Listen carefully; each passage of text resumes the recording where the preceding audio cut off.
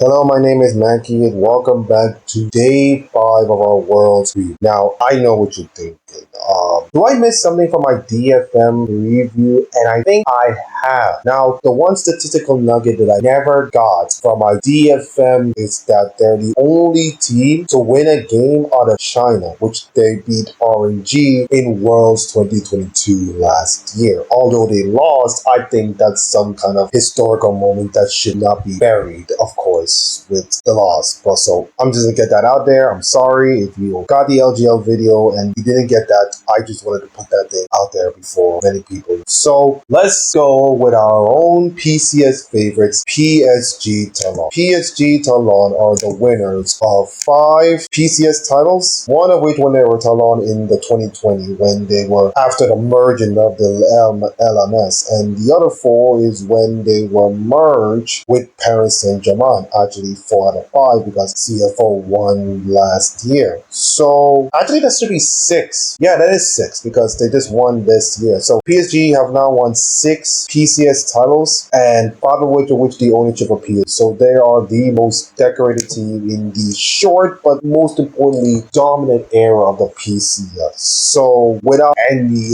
dangling around here, let's just meet the players for this team and their statistical anomaly. First off is Azir. He is a 6.4 KDA, 53% kill participation with a 19% damage and 21% gold. He can play the Jax, Renekton, Cassante, and he can also play Ornn. Ornn he plays in, he's perfect, 8.3 KDA on his Ornn, so he only played 4 games, which is showcasing that, he can flex on these champions, and especially in a meta that might focus on top lane more, with a meta might coming up, I think that could suit him a little bit, but we'll find out if the competition against him will be more dominant or maybe too much for him. Next up is Junja, former EDG jungler. He is a 6.2 KDA, 80% kill participation with a 15.4% damage and almost 19% gold distribution, of course. Rel, Maka, Sejuani, Vi, Poppy, Zac,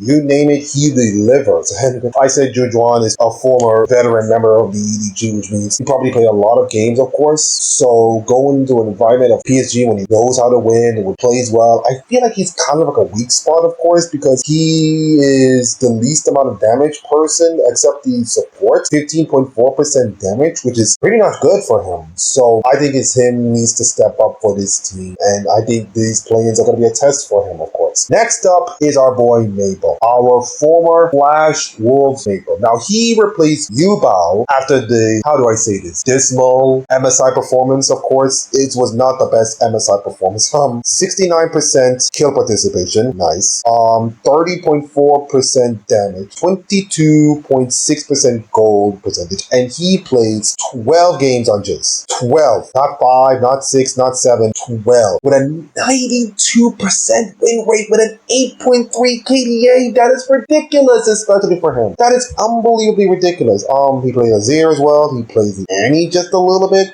but I just don't see Annie in his comfort zone. So yeah, I think Jace is really, really strong. He's a mad Jace player, but I am not gonna put Maple up there with the best Jace player. That probably gonna go to Knight, of course, from JDG. But I think when you play like 12 times and have a 92% KDA, yes, I know in a region that is not that strong, of course, PCS is not the strongest, except like 2 teams. But when you have 12 times and you got a 92% win rate on a great champion, I think you could say that that's not bad for him. Waco is next in the bot lane, 29.3% damage, 25% gold participation, and also nice 69% KP percentage. Zaya, Kaiser, Aphelios, those are 3 main champions at 21 times each between these 3 champions. His KDA is pretty solid in some of those, although his Zaya is probably the most, 7.1%, but his Kaiser is amazing. 83.3% win rate with almost 20 KDA. It's amazing, and I think Waco's Kaiser is going to be a real threat in the planes, of course. Can they ban against him? That will be a question. We'll get to that later about the bans and stuff. And finally, for Woody support, almost 79% kill participation with a 3.34 vision score per minute, I guess. Rel, Rakan, Alistar, the usual support champions. He's doing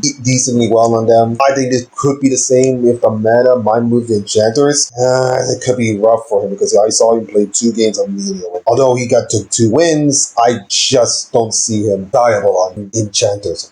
To the win-loss in terms of side selection. 16 wins, 2 losses on blue, 9-4 on the red. They are really good at econ, although yes, I said the PCS is not a strong region, but there again.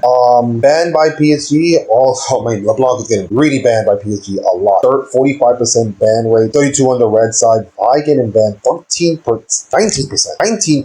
on the red side. That's a lot of bans. And of course, for the ban against PSG, Makai being the most, 48%, with the blue side dominate 32%, red side 19%, but the Makai is at 16%. So Makai is going to be a really heavy presence in most of PSG's matches, especially with the picks and bans. Overall, I feel like PSG Talon should need a good performance in play-ins. I'm not sure if they can make it out of the play-in stage, consider how really tough the competition is. DFM, Loud, and probably the winners of the World Qualifying Series could get there. I think it'll be a real tough challenge. But if they could get 1 or 2 breaks, especially in the GSL format, of course, of the play-ins, I think might be fine. But it's going to be really, really tough for them. Anyways, that should do it for the video. But before we go, now, I know many of you have been stuck under a rock for the last few days, not knowing when is the world schedule and all this kind of stuff. So here it is. Here is the release of the world schedule right now.